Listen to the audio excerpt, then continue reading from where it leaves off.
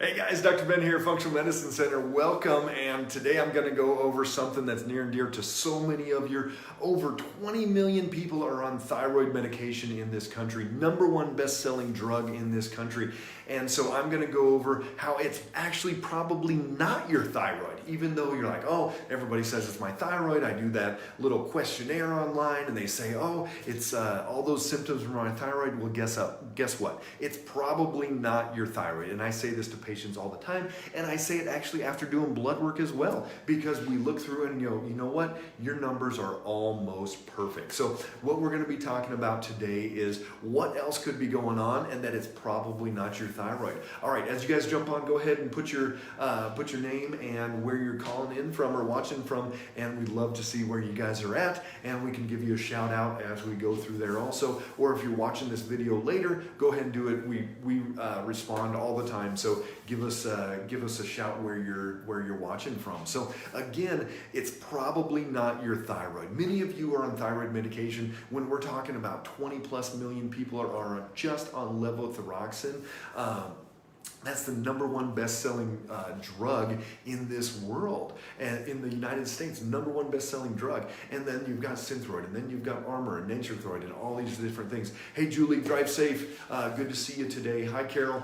So guess what? A lot of times, though, we see the thyroid numbers come back totally fine, and yet they're like, you know what? It's got to be my thyroid because I'm tired. What are the symptoms? I'm tired. I can't lose weight. My hair's falling out. I've got digestion issues. I'm cold all the time. Crying at commercials. Give me a thumbs up. Anybody cry at commercials out there?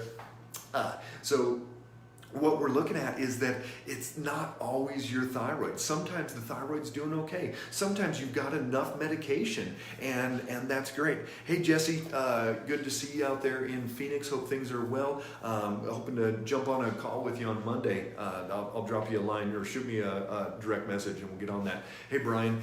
So here it is. It's probably not your thyroid. A lot of our patients come back and their thyroid numbers are good. Even in our functional medicine range, we are going to see those numbers good. But what else can be going on? And that's the functional medicine approach. So what else do you need to look at? You need to look at somebody's blood sugar. If somebody's blood sugar is going high, going low, that's going to be a huge part of that energy. That's going to be a big part of not being able to lose weight as we stabilize people's blood sugar. I just had a lady come back over from Nebraska. She's about 3 hours away doing follow-up blood work. She's down 21 pounds. Her blood sugar, she was hitting 200 at various times. Now she's between 95 and 120 all day long. For those of you that have been working with me, I like it 85 to 110.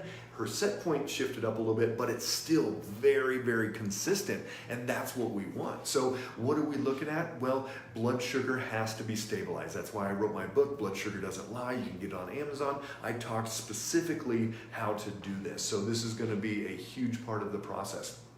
Then we get into, we've got to look at somebody's digestive tract, because a lot of times when there's slow digestion, when there's constipation, different things that happen with thyroid, actually it can be coming from other issues. And so what we look at is, are we stimulating the nerves like we're supposed to? There's a nerve that goes down to your digestive tract and makes it squeeze along.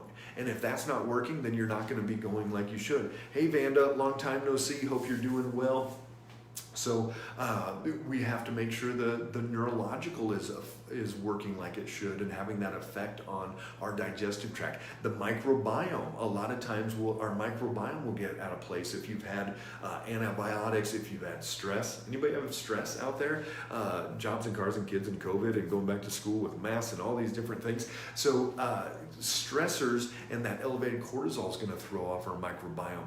All these different things, good bacteria, bad bacteria, we've got to work through those and get through that balance in our digestive tract. So you've got to work through that. If somebody's hair is falling out, it can be nutrient deficiency. It can be all types of other issues that you need to address and go through there. We need to look for autoimmune, because a lot of times, even if somebody's thyroid is out of balance, yeah, Carol, what stress?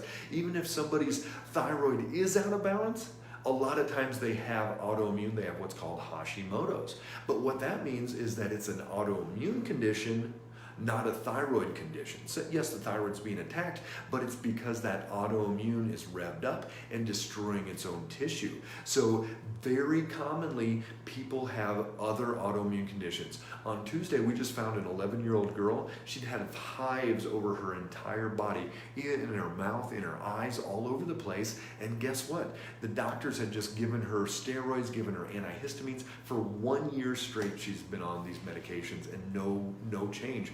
So we ran our in-depth blood panel. We found she had ANA, which is a lupus marker. She had her Hashimoto's markers, all of these autoimmune conditions that nobody else had seen. And so if you've got Hashimoto's, or if you haven't been tested for Hashimoto's, you've got to test your antibodies. Once you do that and you figure out it's autoimmune, game over. We got to do a totally different thought process than just giving you levothyroxine.